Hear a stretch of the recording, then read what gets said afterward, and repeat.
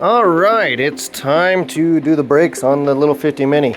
This little guy is a little spacer that goes between the hub. It sits against there, don't forget that guy. So I figured out how to get these done pretty quick and easy. So these things kind of really are not ideal for working on, but I figured out how to do it pretty quick and easy. So trying to grab these springs and pry them, no go, no way, not possible. So let me get this camera set up and I'll show you how I've done it. But the first thing we got to do, we got to undo this cable. See if we can do that one-handed here. So I'm just squeezing in, so I'm fighting my pressure, and use my other finger, and there we go. Okay, now we are slacked out.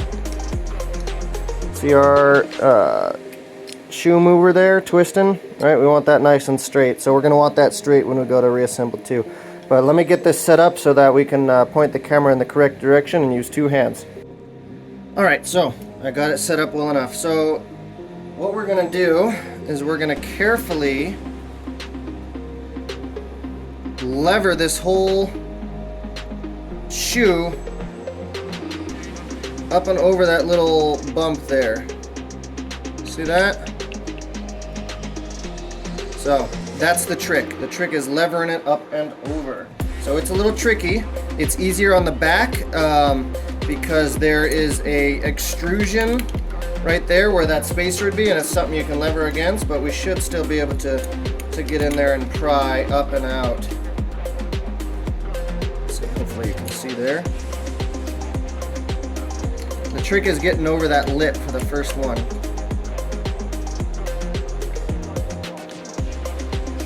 There we go. Once that's up and over the lip, same thing up over here. I'm just putting this rag here so in case it decides to spring out on me, hopefully the rag can kind of slow it down and not hurt as bad. You know what? I think we're good. I think we just peel up. There we go. Pinched our rag. That's alright. Unpinch it real quick. So see that? So now it's going to walk up and out. Just like that. Super easy to remove these. And see the spring, oh, see the springs, they're staying where they were. Note the orientation. So remember how I said you gotta keep this guy straight, so that's gonna be kind of tricky when we go get it back on. So there's removal. Removal's not too bad, and install is not too bad either. We're gonna basically reverse what we just did. Alright, so I don't know if I'm gonna be able to get this on camera, we'll see. So I've taken two, and we line them up so that when they go back in, they will go the way we want them to. This is one of those jobs where you really need that third hand.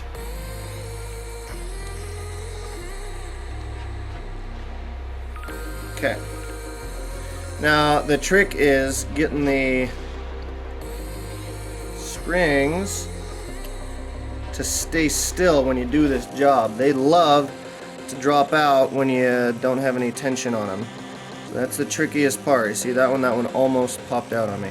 Look at that. Okay. So I'm just putting pressure against the face there. Springs are still good. And we're just going to lever up and over. Oh, that needs to stay down. The other one needs to stay down too. Yep, there goes the springs. I don't know how many times I'm going to have to try this. But we'll get it. While we're doing that, let me tell you, the front forks on these badly need some work to them in their stock form. So Racetech makes a cartridge emulator. You just buy it and throw it in, and oh my gosh, this thing is now a proper front fork, and it significantly safer. The damping on the original is really bad. It needs some modern technology to work right and work safely. Okay.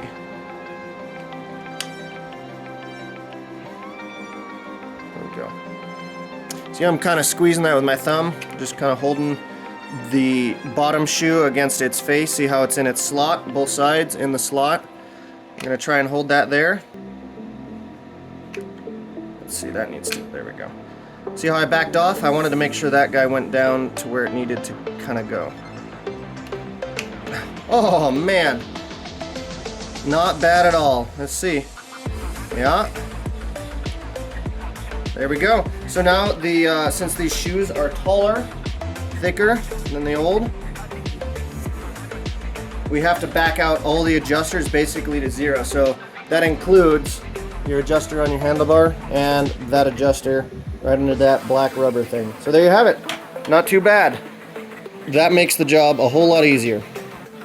All right, so let's say you're putting it back together and that little spacer has dropped out of alignment. Very annoying. I don't even know if I can get an angle with this camera. Basically just go in there, straighten it out, and you just kind of wiggle it around while you're pushing the axle through. Sorry, I can't, well, I don't know if I can really get that on camera. Basically just gotta fight it a little bit and it'll go. Make sure you don't forget that spacer and then also the other spacer. Also make sure your drum is on the little tab thing there.